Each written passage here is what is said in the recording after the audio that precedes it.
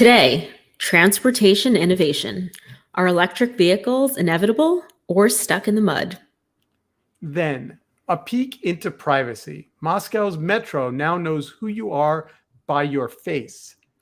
And can AI predict the future? The Pentagon is betting it can. I'm Steven Rosenbaum, and this is Future Forward. I'm Alexa Scordato. Let's launch. Hey, Alexa. Hey, Steve. Happy Sunday. Happy fall, officially, because it's cold out. I have to say, I think this show is going to be so much fun. I'm so excited to talk about particularly electric and driverless vehicles and what's happening in transportation. And maybe if we take a really long time talking about that, we can go so long that we won't have time to talk about the Defense Department and the fact that they're going to try and see the future, because the Pentagon thing is just super creepy. Yeah. All right. Let's get right into it. All right, here we go. So let's just start with the Porsche story, because this is the one that blew my mind. Okay. Porsche's all-electric vehicle that I don't know how to pronounce it. Is it Taycan? Taycan? Okay. Taycan is outselling the flagship 911 sports vehicle. Yep. And it's grown 13% year over year. Do you know anyone who's owned a Porsche? No. So I do. I have tech friends, and so Porsche drivers are, you go to any of the big tech companies, they're in the parking lot. They are such car snobs. They are motorhead car snobs. And the fact that motorhead car snobs are buying electric vehicles more than they're buying gasoline powered vehicles, for me, is like a fundamental game-changing moment, like a big deal. Because it basically means it's in vogue to drive electric. I think, don't you credit Tesla with that? So again, I have real car stuff. Their romance with their vehicle is it's the sound of the engine, it's the feeling of it's the way it. I mean these, like, it's orgasmic. It's like the fact and the pushback on electric cars by gas car owners has always been, it's just not the, it's a little like, it's not the same thing. It's, when you're driving a gas, you feel the engine and the pistons and the truth is, electric cars do drive differently. They're quieter. They don't roar. They don't go roar. They don't do all that car, kind of car stuff. Right. So Tesla, the growth of Tesla, I saw as an outlier, because it was a new community of high tech, moneyed. We want a Tesla. It's a beautiful car, but it's like you weren't shifting over from gas to Tesla. I mean, you were shifting over from a hybrid, right? Like that you were already environmentally connected and techie. The Porsche community shifting over, to me, is a much more exciting moment, because it means you can imagine in the future, in 5 years, 6 years, 10 years, but not 0 years. When people say, when gasoline powered vehicles are kind of like vinyl for music lovers, or just stick shift. I don't know anyone who drives a stick. No, you wouldn't buy one today. Mm-hmm. There'd be no reason to. So, I've never driven. Well, to be fair, I've never driven a Porsche, but I've also never driven a Porsche electric vehicle. But, but I think it's, to your point about Tesla being niche. I think the market and sort of like the conscious consumer or driver has broadened like significantly. And when you think about, the popularization of, say, the Honda Civic, right, which I feel like Leonardo DiCaprio made a whole big deal about like, oh, I'm driving an electric vehicle. What is an electric car? That sort of narrative started when some kids were like getting their permits and driver's licenses. Those drivers are now in their 30s. And so I feel like they are combining the status of Porsche or luxury cars with their like current values around climate change and environmental footprint. And I think All that's right. not a trend. I think it's just how the market has shifted because of demographics. All right. So do you know this company called Turo? Mm-hmm. You can So just, you it's like can, Airbnb for your car. right. So I just went onto Turo and typed in Porsche. And it turns out for $142 a day, you can have a Porsche 911. Now, I don't, oh, here we go. No, this is the, I want to Cayman, see not it. Tayman. Cayman. Yeah, Cayman, not Tayman. All right. So I don't see electric vehicles yet in the Porsche variety, but just for fun, It's let's too just, new. I feel like the Turo inventory skews towards cars that are at least like 5+ years old. maybe, but I did at one point on Turo find, You can find Teslas. yeah. So here's a Tesla. Is there a gull wing Tesla? I've never seen that before. Mm-hmm. All right. So I think next weekend I'm going to spend $179. Well, 218 though. I want a more recent one. All right. Anyway, I'm If now you take a I'm now joyride, come visit me. all right. Well, I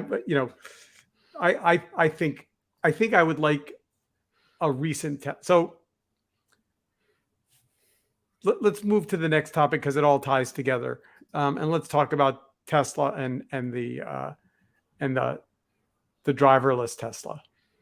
Okay. So Tesla just this weekend started rolling out full self-driving vehicles, which prompted some criticism from regulators and safety advocates, according to the Washington Post. I did not know that Tesla, I mean, I think the line between full auto and essentially autonomous is blurry, but like I have driven an autonomous Tesla. I have been I don't know what you call it, someone sitting in the driver's seat who's not driving, not a passenger. Passenger. There's like a whole new like probably vocabulary around this. A rider. Yeah, it scared the hell out of me. I'm not going to lie. Okay. I wanted. Say more. So this was in Vancouver, and it was on a windy road, and it drove very well and very fast, and it wasn't scary because it behaved badly. It was scary because I didn't trust it to not see a squirrel on the road and drive into a tree. Yeah. So I think about this a lot. So I have not been in a self-driving anything. I've used like cruise control, which also, full disclosure, freaks me out as a driver, right? To not have my foot on the pedal, but just have both feet on the floor of the car. That kind of freaks me out. I've gotten more used to it, but the idea of taking your hand off a steering wheel is scary. I'm curious if when you get into a car with a person you don't know, do you trust that person's driving skills more, the same, or less than the, I guess, self-driving system in the Tesla?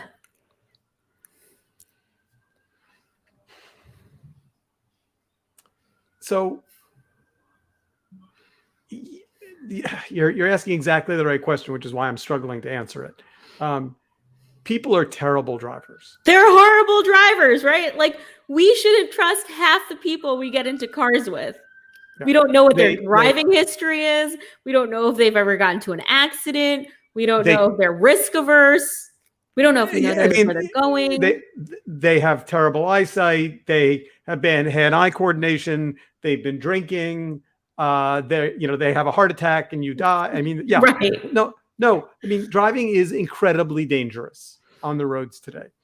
And if you could flash forward 10 years and every vehicle on the highway was driven by an autonomous robot brain, the number of people who die in car accidents would go down dramatically, spectacularly. But the problem is between now and then, if I make up the numbers, I don't have them in front of me. If 1 out of 1,000 drivers is going to get into an accident today, and 1 out of 1 million driverless cars is going to get into an accident today. The problem is that the story about the Tesla that, hits the baby carriage or whatever the terrible story is going to be the one that makes the news. I mean, if you or I got into a car accident and hurt somebody or hurt ourselves or just dinged our car, that will not make the news. That's not news. Right. I mean, the only time that stuff makes the news is when a kid's school bus driver, has a heart attack and dies and the bus hits a tree. Or there's like a huge recall. Right. So net, I don't doubt that even today, the self-driving Tesla is safer than the human head to head. But the problem is people aren't going to accept that. Yeah. So I think it's going to take me time to get used to it, but I eventually will. And I talk about this with Matt, my husband, all the time. I want to live in a future where when I'm older, I have a car that drives me around. So I moved out of the city. I spent the pandemic in Pennsylvania. I'm now up in Westchester. I see some horrible driving from elderly people. Horrible. And I love my grandmother. She's 86. But I much prefer my parents taking her to her doctor's appointments than her getting into a car. And so it's there's a part of me that's I want this technology to be successful, and I want widespread adoption of it. And I want a future where people can get from A to B and have to be self-reliant. I went to Brooklyn today, and the car pulled up out front. It was an Uber. I got in the Uber. The driver said, "Steve," and I said, "Yes." That was the last thing he said to me for 50 minutes, which was fine with me. We got to our destination. It occurred to me that not only is the computer telling him the directions, he doesn't need to know where he's going. He doesn't need to know Brooklyn. He doesn't need to know that it's better to take the BQE later in the afternoon. That's all coming from not Google Maps, but some Uber version of Google Maps, which I should know what it is. Waze. And so no, it's Waze, but it's also they have a customized driver instruction system. It also said there's a train tracks coming up ahead, and it told him that there was a traffic camera. That was Waze, yeah. But he's already the equivalent of being told by a computer how to take me to my destination. So Uber's big gamble is that they can put a driverless Tesla in the Uber network, and you could say, send the Tesla to go pick up grandma and take her to the doctor's appointment. And there will be nobody in the front seat. Right. And so Tesla did an interesting thing, which ties to this whole question, because the real question about driverless vehicles isn't, are they safer than humans? It's who's responsible if there's an accident. Right. Who do you sue? So this now gets into insurance. Yeah, it's all about insurance. So Tesla has now officially launched an insurance product using real-time driving behavior. And the product is only available in Texas because Texas. Why wouldn't? Yeah, Texas, right. So the automaker has introduced its own insurance product in California, but it doesn't utilize real-time driving data for its safety score. So essentially, the car is telling the insurance company, Alexa gets a good deal on insurance because she drives safely. Yeah. And And it's theoretically, dynamic, right? Like it doesn't say in the article, but I would love to know how long the policy lasts. Like, can you get billed $112 month one and then billed $156 month two because it saw you ran over a squirrel? and by the way, and who's sitting in that room going, okay, what's the anyway? The squirrel doesn't sue you, so I suppose it doesn't. The squirrel maybe doesn't. Do you get points off for the squirrel? I don't know, but like Probably. roadkill. Yeah. Yeah. Hitting objects. So the fact that Tesla is both at the same time, essentially in the same news cycle, releasing a driverless product that Tesla owners can request, and also getting in the insurance business, it's super smart. They see where it's going. Having your vehicle come with its own insurance policy, that because the one thing Tesla knows is it knows exactly how safe its vehicle is, right? Yep.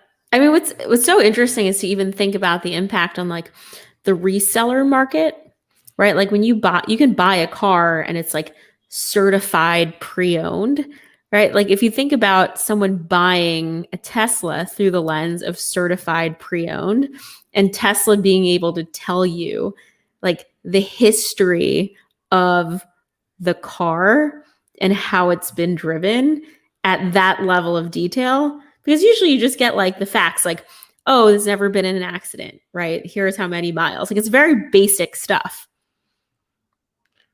So they could say it's never driven above the speed limit. It's never gotten a ticket.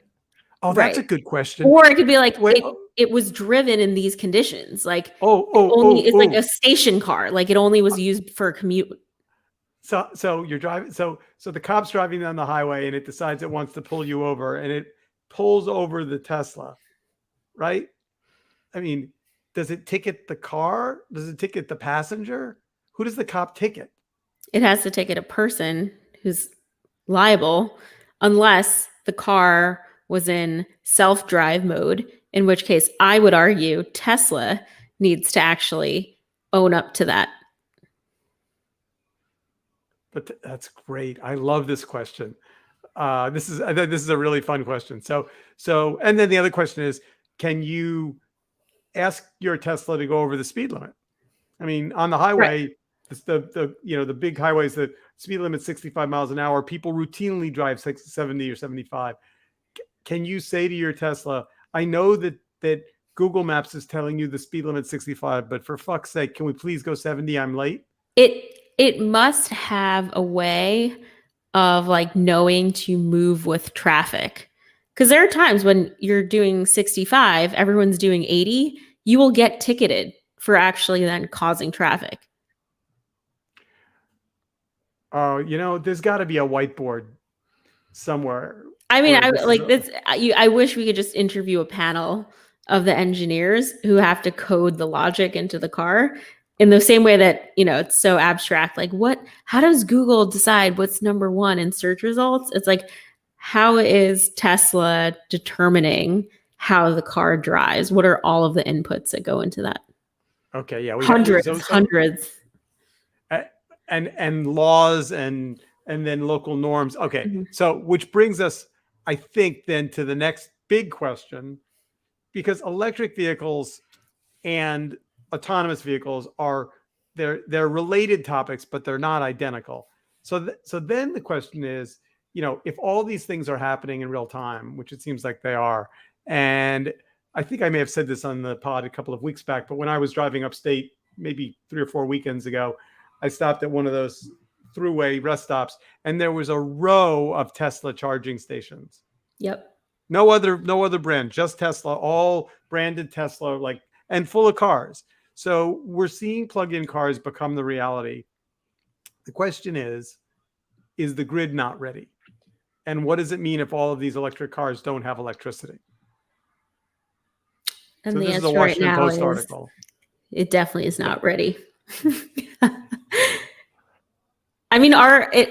Forget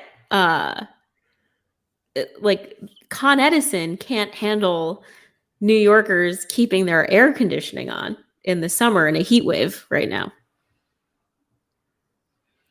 So this brings us inexorably to the Biden administration, which has been slugging away trying to get this infrastructure plan through. And golly, one of the big pieces in it is improving the grid and being ready for electric cars. Right. But it's a slog to get this thing passed. So, which is why I think the opening of the pod was exactly right, which is, are electric vehicles inevitable or stuck in the mud? I mean, we have to burn the candle from both ends, right? Change happens slowly and then all at once. So you probably have consumer demand going up, whatever, 13% year over year in the case of Porsche, and then nothing budging in terms of like the infrastructure piece. But eventually it'll happen. I have to believe it'll happen. So you're gonna have enough senators and Congress people who are gonna retire, and 30 something, 30, 40, 50-year-old something electric vehicle Tesla Porsche drivers making legislation in the next decade or two who want it. I think I would have trouble right now going and buying well, I'm not going to buy a new car because I live in New York, but if I were going to buy a new car, I think I'd have trouble buying a non-electric car. Yeah.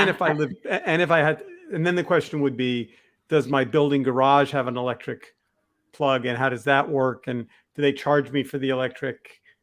I don't think any of the infrastructure is ready for this. We considered buying electric or a hybrid, and for things like the logistics around charging it's not an easy decision now, but is it something that we want to be in a position to do in the future? Like, absolutely. Yeah. If you had a garage and the garage had an outlet in it, so if you were a suburban driver, you'd be fine, as long as then when you drove to work in the parking lot, there was a plug for every vehicle in the all right, this is freaking me out. So let's go to Moscow for our second topic. So I either love or hate this topic. Me too. And I feel like Moscow is now rolling out facial recognition for their pay system. Yeah. It occurred to me the other day as I was subwaying in New York that the difference between the click the right-hand side of your phone to get the credit card to pay the whatever the thing is at your local deli, and the NFC, where you literally just walk in and hold your phone over it as you get onto the subway, is so much more elegant. Of course, 10,000%. So, and my phone already does facial recognition. Mm-hmm. So would I care? I mean, presumably the MTA is, took a look at Moscow and went, oh, could we do that? I mean, I don't know. I mean, this is where I struggle, right? Like, and sometimes I feel like it's such a hypocrite because I, depending on the day, really want to retain perceived privacy and ownership of my data. And then there are other times when I'm like, it's okay, no big deal. Like, we were just talking about Tesla and self-driving. I'm like, sure, Tesla can have my data. Tesla can literally, I'm okay if Tesla literally knows where I drive every day for the rest of my life if I had a Tesla. But for some reason, if the MTA knew every single time I entered a turnstile in the subway system, I'm like less okay with that. And I think maybe some of it has to do with like, is this a tech first company? Do I have a history as a consumer with trusting them? The MTA is like probably the biggest thorn in my side living in New York. Like the amount of times I've been like really screwed over by the MTA.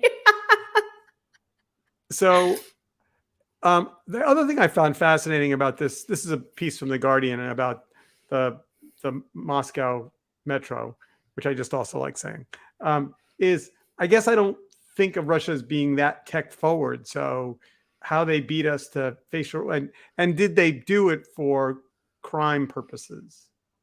I mean, there's a society that clearly has an authoritarian top-down mindset. So maybe they're just predisposed to opting into a system like this. So I don't know. What about China? Does China have facial recognition on its travel? Oh yeah, I mean, I think that's why, like with the COVID, right? They were more equipped to tracking it because they basically just had apps installed on people's phones to verify contact tracing, which is something we were never in a position to do in the United States.